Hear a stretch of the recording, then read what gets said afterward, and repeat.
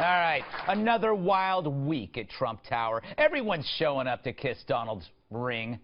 World leaders, politicians, crazy people, and these two, Beavis and Butthead. Leo DiCaprio and Al Snore. The Maverick and Goose of carbon abuse. Oh, yeah, they say they're out to save the earth, dozing in their private jets. In their clownish crusade, Dumb and Dumber, they emit more gas than a hectare of flatulent cattle.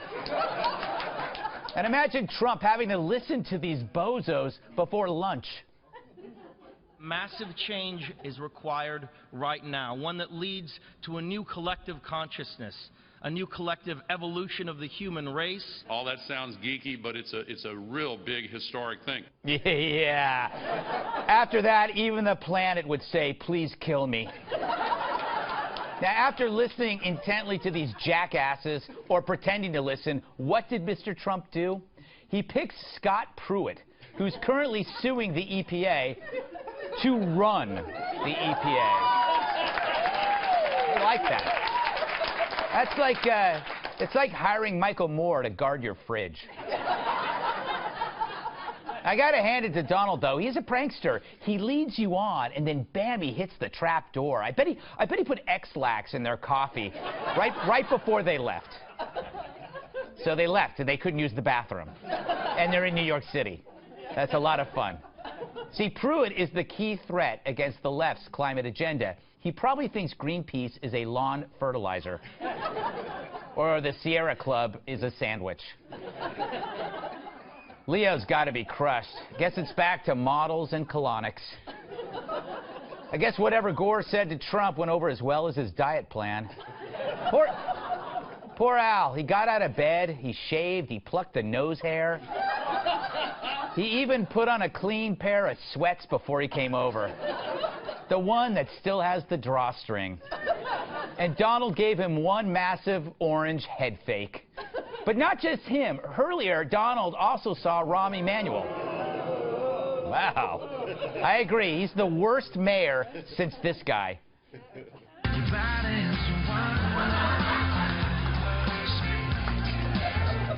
Pretty bad. Make no mistake, Rahm sucks. With 600 murders in Chicago, lead poisoning is now airborne. So how did this meeting with Donald go? I was clear about where I stood and other mayors stood on immigrants, that we welcome them because they are achieving and striving for the American dream. I wonder how Donald received him. Get off when I hear you, big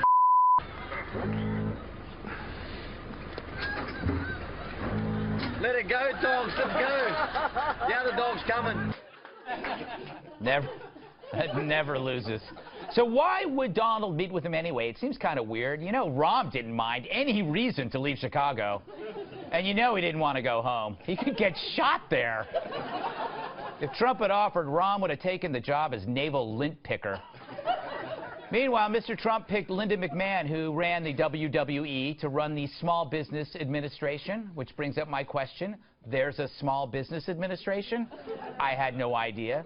For Labor Secretary, he picked Andy Puzder, a fast food guy who runs Carl's Jr. and Hardee's. They have curly fries. I know nothing about Puzder, but I do know curly fries. It's enough for me, America. So, let's look at Trump's picks so far. You got fast food, you got wrestling, you got a lot of generals. This is exactly what a teenage boy would do if he were elected president.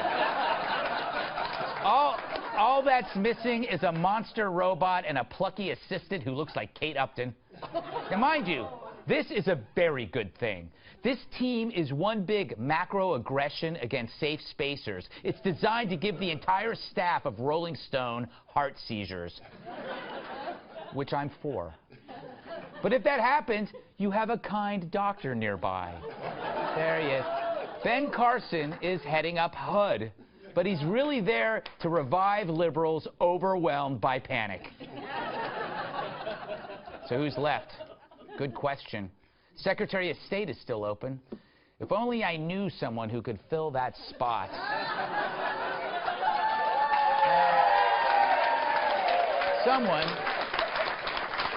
Someone with the pedigree the pedigree, the spine, the common sense, and the willingness to speak frank about our enemies.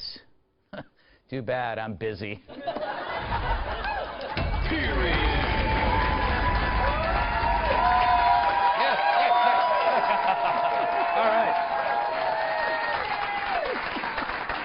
All right.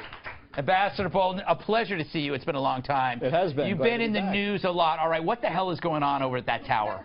Well, actually, it was Michael Bolton who met with the president. It was just a mistake. Wow, you two look alike, I must add. But you're oddly enough, you're the better singer. The same too. Yes. So what? I don't think I can break any news here. I don't want to start anything.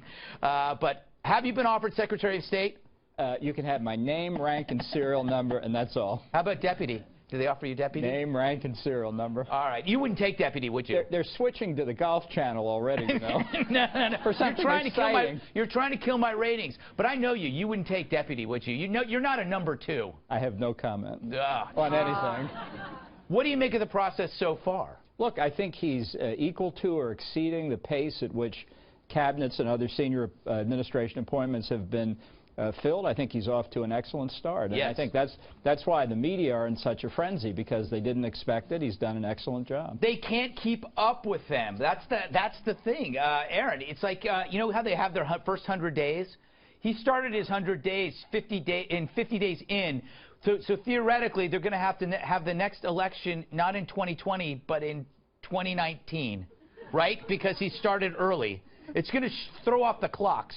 Yeah, but this particular opening for Secretary of State, that he's drawing out, it seems like there's a lot of shiny object syndrome going on with this particular pick, because he throws out David Petraeus, who admittedly jeopardized national security. And now but for a woman, so it was worth it. But this is a good point.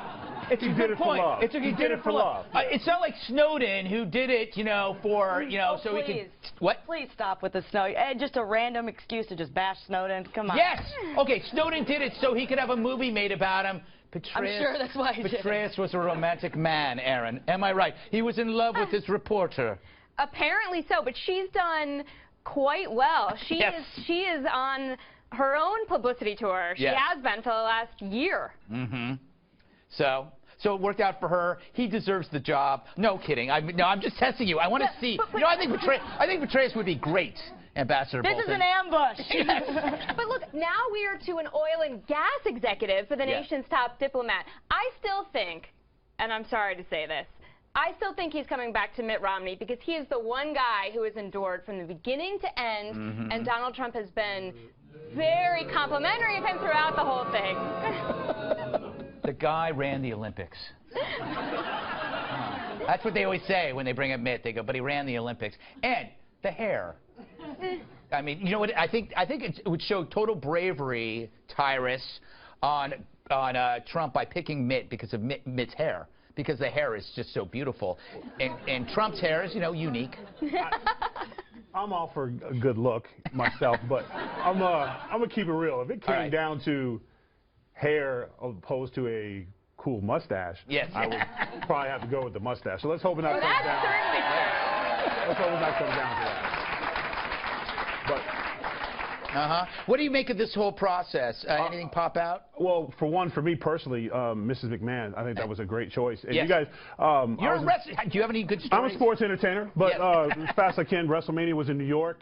Supposed to be my big moment. It was I had done a few WrestleManias, but this was my breakout match, and thanks to Undertaker and CM Punk, they went 15 minutes over, so my match got cut.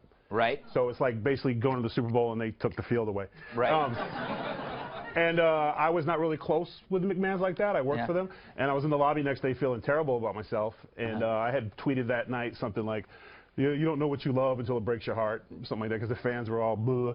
And Miss McMahon came up to me, and she told me that she was very sorry my match got cut, and she was very proud of me for what I wrote on Twitter. And I was like, you paid attention to me? Because we had The Rock, we had all these huge things, they did all these amazing moments, and she took the time to actually see me in the lot and go up to me when we had not really ever spoke before. And that goes to show that just because you are this great business person, that they can still be a human being too. And that's going to help small business a lot. I'm a great businessman. I'm not a human being.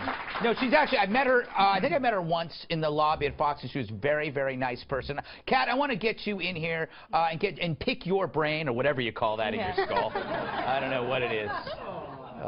Poor girl. He's picking a lot of different people. Yeah. A lot of unusual people. What do you make of, like, Al Gore and Leo and all that crap? I love it. Really? I think it's great because he picked the fossil fuel industry's best friend to nominate, but he made it look like he cares about the environmentalist feelings by saying, oh, at least, you know, I talked to Leo and Al kind of like a husband who agrees to go to couples therapy. He's lying the whole time, sure, but at least he's giving the appearance that he's trying. Speaking of appearance, is it me? Works every time. Is it me, or does Al Gore look like Ronnie Dangerfield now? Has he changed? There's been completely. Yeah. Like, he doesn't get any respect either, but he literally is turning into. He's let himself go. He doesn't look good. Yeah, Aaron? Can I just say, I think the most interesting Senate confirmation hearing we're going to have is for the new Labor Secretary, his choice, for two reasons. One, can anybody actually say Andrew? I mean, I had an issue with it. Also, I like. You want to say Pudzer, but it's Puzder. Puzder. Right. Yes. But then also. Puzder, I hardly knew her. But the other thing is... I don't even know what that... No, that is inherently meaningless. That is inherently meaningless. But he's connected with weird names like Hardee's and Carl's Jr. It's the same place. Who is Carl's Jr.? A lot of the feminist people are mad about him because he has the ads with the burgers and the bikinis. So he's automatically a bad choice because he's associated with people eating burgers and bikinis, which I'm pro. Yeah, but you know... I like those commercials. I also like that he likes robots. I think that's important. I don't know, Ambassador, who Carl's Jr. is. I don't even know who Carl is. Did Carl leave Carl's Jr.? I've never been to Carl's Jr., so I'm the wrong person. So you're not a man of the people, are you? That depends on how you mean that. Just checking. All right, we're going to take a break.